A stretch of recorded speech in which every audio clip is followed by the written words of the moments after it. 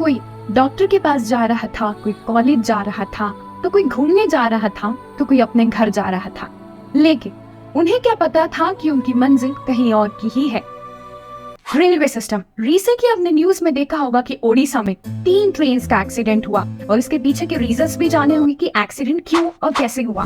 लेकिन railway system में सिर्फ ये ही नहीं, और भी जितनी भी दुर्घटनाएं हैं उसके पीछे की सच्चाई क्या है, यह आज मैं आपको बताने वाली हूँ। रिसेंटली ओडिशा में 3 ट्रेन का भयानक एक्सीडेंट हुआ। अगर आपको नहीं पता है तो मैं आपको बता देती हूँ। ओडिशा के बालासोर में 4 लाइन्स हैं, 2 loop line, up line and down line, जहाँ पर ट्रेन स्टे करती हैं, एंड 2 मेन ट्रैक। एक ट्रैक से कोरोमंडल एक्सप्रेस 128 किलोमीटर पर आर की रफ्तार से आ रही थी, एंड उसके दूसरे ट्रैक से बेंगलुरु हावड़ा एक्सप्रेस आ रही थी। लेकिन कोरोमंडल एक्सप्रेस मेन ट्रैक की जगह अप लूप लाइन पर चली गई, जहां पर पहले से एक भरी हुई मालगाड़ी खड़ी थी, जिसमें कोरोमंडल एक्सप्रेस जाकर टकरा गई एंड डीरेल हो गई। एंड इसकी कुछ बोगीज हावड़ा एक्सप्रेस की लास्ट की 2 बोगीज से जाकर टकरा गई एंड डीरेल हो गई, जिसमें 288 पीपल्स की डेथ एंड 803 पीपल्स इंजर्ड है। लेकिन इसमें गलती किसकी है? मैं आपको ये नहीं कहूंगी कि कोई पॉलिटिकल एजेंडा था, रेलवे के चीफ की गलती थी तो उन्हें रिजाइन कर देना चाहिए, इसका तो कोई सेंस ही नहीं बनता। या लोको पायलट की गलती थी या सिग्नल देने वालों की गलती थी।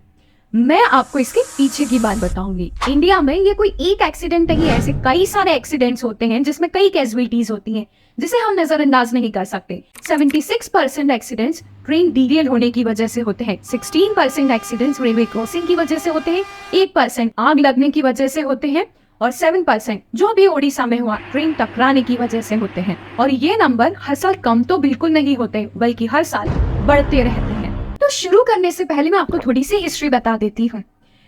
इंडिया में ट्रेन की शुरुआत ब्रिटिशर्स के द्वारा 1853 में हुई थी, बॉम्बे और थाने के बीच में, गुड्स इंपोर्ट और एक्सपोर्ट करने के लिए।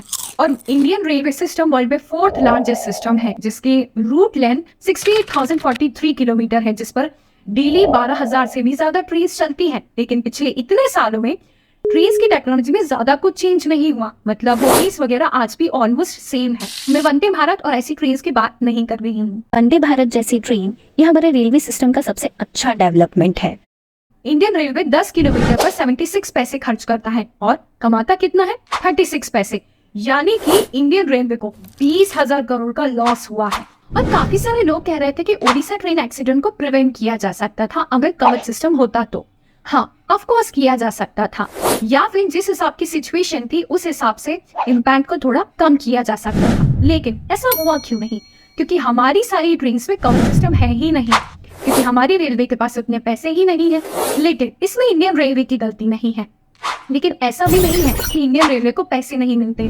जब हर साल इंडिया में बजट डिसाइड होता है तो इंडियन रेलवे को काफी सारा फंड अलॉट होता है, लेकिन वो उसे यूज ही नहीं करते, क्योंकि बीच में ही इतना करप्शन हो जाता है कि वो पैसे इंडियन रेलवे तक पहुंच ही नहीं पाते। और इंडियन रेलवे इंडिया का लार्जेस्ट एम्प्लॉयर है, जो 13 लाख लोगों को जॉब प्रोवाइड करता है। लेकिन फिर भी स्टाफ्स की कमी है। लेकिन क्यों? एक तो वैसे ही इंडियन रेलवे काफी लॉस में चल रही है, और दूसरी तरफ वो 67% पैसे अपने स्टाफ की सैलरी और पेंशन देने में खर्च करती है, तो वो और स्टाफ कहाँ से हायर करेगी? और लोको पायलट्स को 12-12, 13-13 घंटे काम करना पड़ता है। सेकंड रीजन है टिकट का फेयर। हमारे इंडिया में टिकट का फेयर बहुत कम है, फिर भी हम लोग कहते हैं कि हमारा रेलवे सिस्टम तो बिल्कुल डेवलप नहीं है। दूसरे देशों का रेलवे सिस्टम देखो कितना डेवलप्ड है, तो हमारे कंपैरिजन में उनके टिकट का प्राइस बहुत ज्यादा है। और हमारे यहाँ ट्रेन के जनरल कोच की तो बात ही मत करो, वो किसी कुंभ के मेले से तो बिल्कुल कम नहीं है। अगर पहली बार ऐसे किसी ने देख लिया ना तो वो डर ही जाएगा, उसमें इतनी भीड़ होती है, और उसमें से भी मैक्सिमम लोग विदाउट टिकट ट्रैवल करते हैं। तो इंडियन रेलवे के पास पैसे ही कैसे पहुंचेंगे? तो मुझे कमेंट सेक्शन में जल्दी से कमेंट करके बताइए कि कितने लोगों ने विदाउट टिकट ट्रैवल किया है। मैं आपसे एक क्वेश्चन पूछती हूँ कि पैसेंजर ट्रेन ज्यादा प्रॉफिट कमाती है या मालगाड़ी ज्यादा प्रॉफिट कमाती है? तो अगर आप लोग सोच रहे हैं कि पैसेंजर ट्रेन ज्यादा पैसे कमाती है, तो ऐसा नहीं है। मालगाड़ी ज्यादा प्रॉफिट कमाती है। पैसेंजर ट्रेन में रोज लाखों लोग क्यों भी ट्रैवल नहीं करते हो, लेकिन फिर भी मालगाड़ी ज्यादा प्रॉफिट कमाती है। And one more reason, political leaders ticket का फेयर बढ़ने ही नहीं देते। अगर टिकट का फेयर बढ़ जाएगा तो जनता से उनको वोट कैसे मिलेंगे? और हर साल नई नई ट्रेन निकाल देते हैं, जैसे कि दिल्ली टू चेन्नई, चेन्नई टू अहमदाबाद, और भी कई सारी ट्रेन, जिससे कि सब लोगों को लगे कि हमारी तो नई नई ट्रेन निकल रही हैं। जोर जोर से बोल के लोगों को स्कीमें बता दे। Sorry sorry sorry sorry sorry. आपको पता है हमारे इंडिया में जितनी ट्रेन है उसके कंपैरिजन में ट्रैक्स बहुत कम है। आपने कई बार देखा होगा कि ट्रेन लेट हो जाती है, बहुत लेट हो जाती है, या फिर जहाँ पर स्टॉप नहीं होता वहां पर भी ट्रेन रुक जाती है। ऐसा क्यों? क्योंकि ट्रेन ट्रैफिक ही इतना ज्यादा है कि ट्रेन के आगे ट्रेन चल रही है। 4 तरह की ट्रेन होती है, passenger train, superfast express train और प्रीमियम ट्रेन।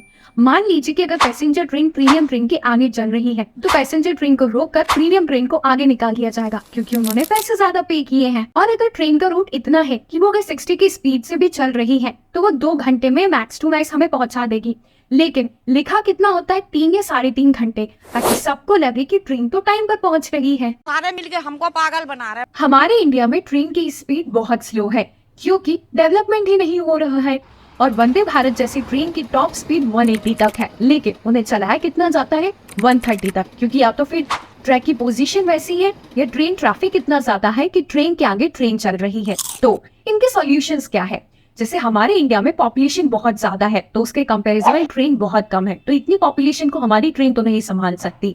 और ट्रेन के कंपैरिजन में ट्रैक्स बहुत कम है, तो ट्रेन को तो और ज्यादा नहीं बढ़ाया जा सकता। लेकिन अगर ट्रैक्स को डबल कर दिया जाए तो ऐसी प्रॉब्लम्स को टैकल किया जा सकता है।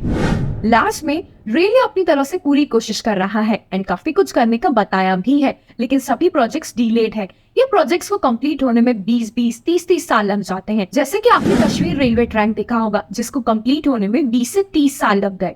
और इसमें कुछ गलती स्टेट गवर्नमेंट की भी है, क्योंकि या तो वो प्रोजेक्ट्स डिलेट कर देती है या फिर सरकार बदलती रहती है, सरकारी ऑफिसर बदलते रहते हैं। और जनता को भी समझना होगा कि अगर टिकट का फी बढ़ेगा तो ही रेलवे को फायदा होगा और तभी डेवलपमेंट होगा और ऐसी दुर्घटनाओं से बचा जा सकेगा। आपकी इसके बारे में क्या ओपिनियन है? प्लीज कमेंट सेक्शन में जरूर कमेंट करके बताना। अगर वीडियो अच्छा लगा हो तो please like, share and subscribe my channel. मिलते हैं नेक्स्ट वीडियो में, तब तक के लिए stay healthy and keep smiling.